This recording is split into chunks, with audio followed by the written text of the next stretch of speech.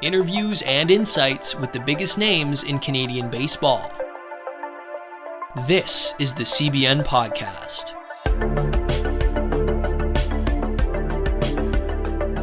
There was another not pretty one for Canada at the World Baseball Classic, but unfortunately they couldn't overcome the 9-run onslaught in the first inning. Jackson.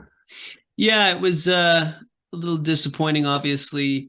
If you're a Canada fan, for us, obviously we've talked to Mitch Bratt, and we've also talked to Ernie Whitt. So oddly enough, that was an interesting game, I think, from our perspectives.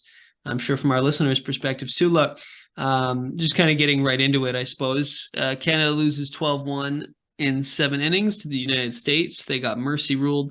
I don't think this is all that surprising, as we've kind of been, getting at throughout our coverage. As Ernie Whitt said on the show, this game against the U.S. was one they didn't actually really need to win.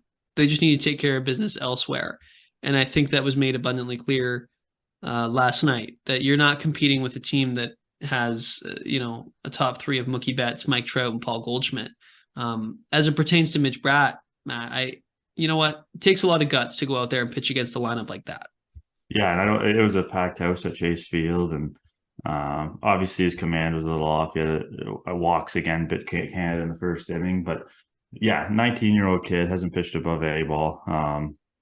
It's an experience he's going to take with him as he progresses through, hopefully to a big league career. And I don't think this is going to be the last time he faces some of these hitters, but obviously disappointing for him. But looking back on this, I think he'll look back on it as an experience that really helped his development as a pitcher. Yeah, and I hope we can maybe in the future one day ask him about it and kind of his perspective on it, because I think that there's definitely a way to use this experience. His official line was 0.1 innings pitched. He got it out on the sac fly. It was 3 hits, 6 earned runs, and 3 walks, right? Obviously, you could use it as motivation, right? This was an impossible task, right? You would really realistically, the best pitchers in the world would have major issues navigating this lineup. And I hope that's the first thing that was said to him, not just when Ernie Whitt took him out, but also in the dugout and also after the game and also for the rest of the week. Yeah, and I think, well, that's exactly it. There were people calling maybe for a big leaguer to start this game or Cal Quantrill to start this game.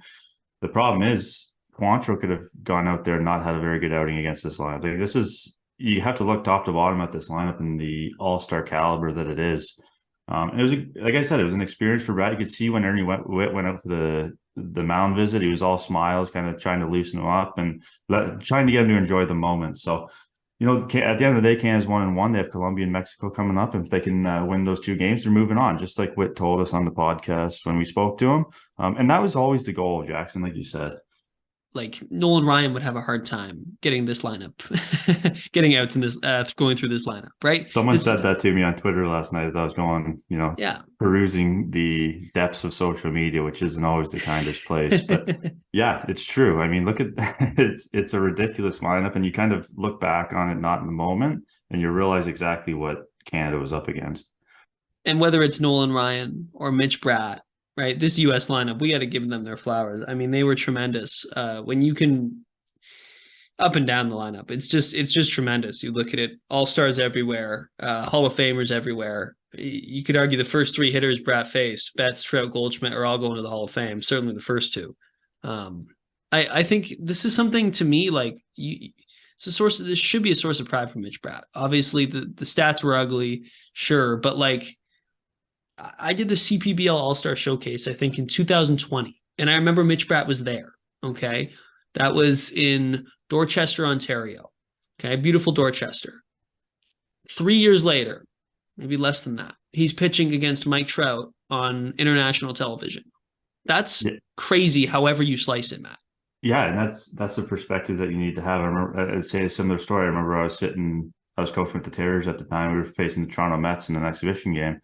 And he pitched against us, and he carved like you would expect he would. It's just weird that he goes from, Oakville, Ontario, at King's Christian Collegiate, like you said, to Chase Field in front of tens of thousands of people. So kudos to him.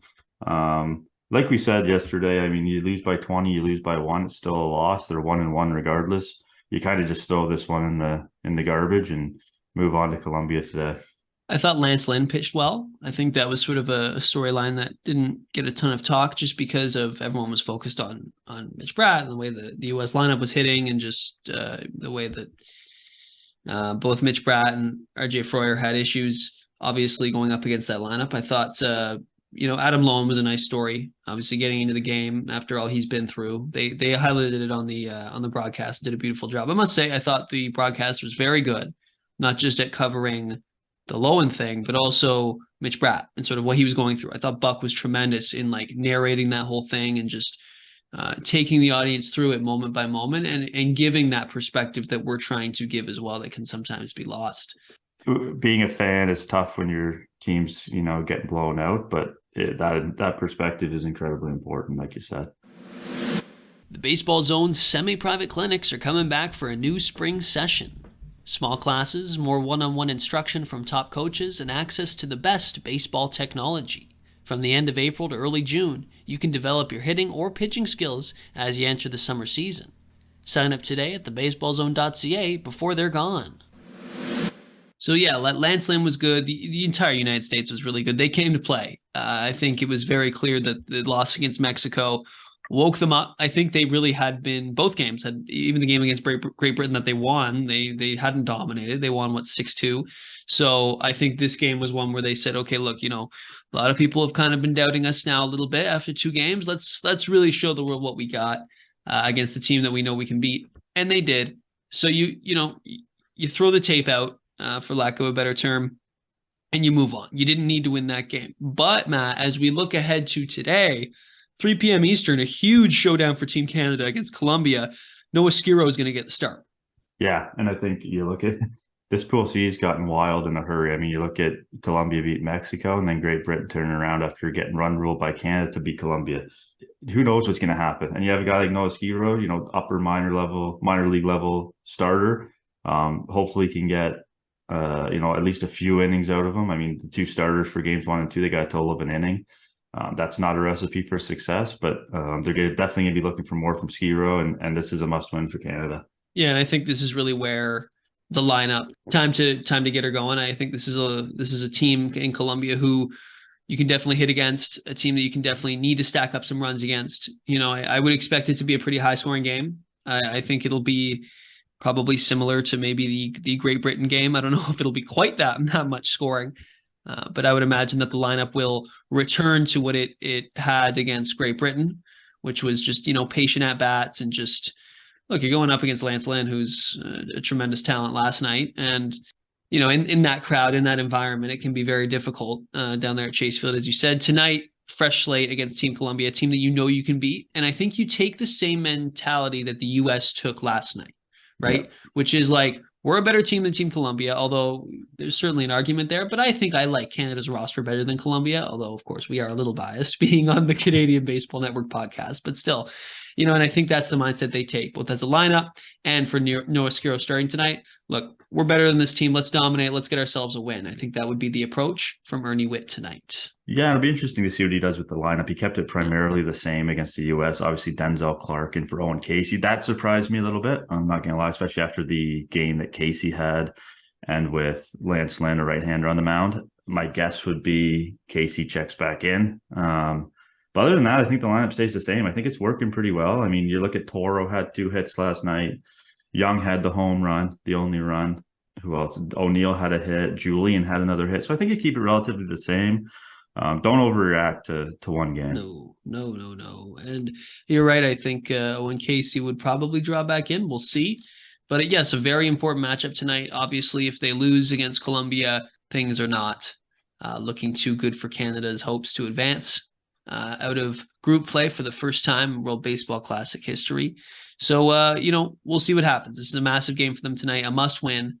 Or today, I guess it's 3 p.m. Eastern time, 12 p.m. Mountain Standard Time. So whatever you are in the world, there's your time zones. A couple players to watch out for on Team Colombia. Gio Urshela, right? A guy, former Jay, actually, former Yankee as well.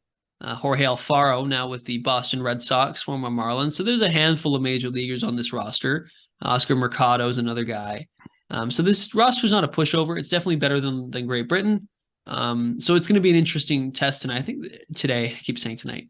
I think it's going to be actually quite a good game and a very important one given the implications. It could get quite intense down there. Yeah, I think it's probably going to be the best game of the tournament so far. I mean, that Great Britain one was kind of ugly.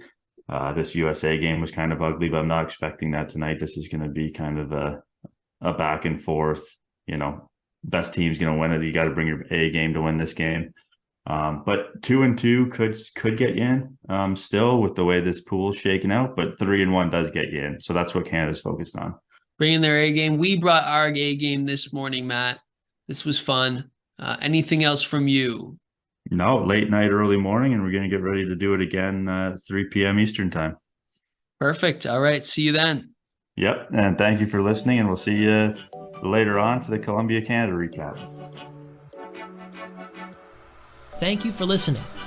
Be sure to check out Canadian Baseball Network for extensive and comprehensive coverage of the latest in Canadian baseball. And the Baseball Zone, Canada's leading instructional baseball academy and training home to thousands of MLB pro, college, and youth baseball players.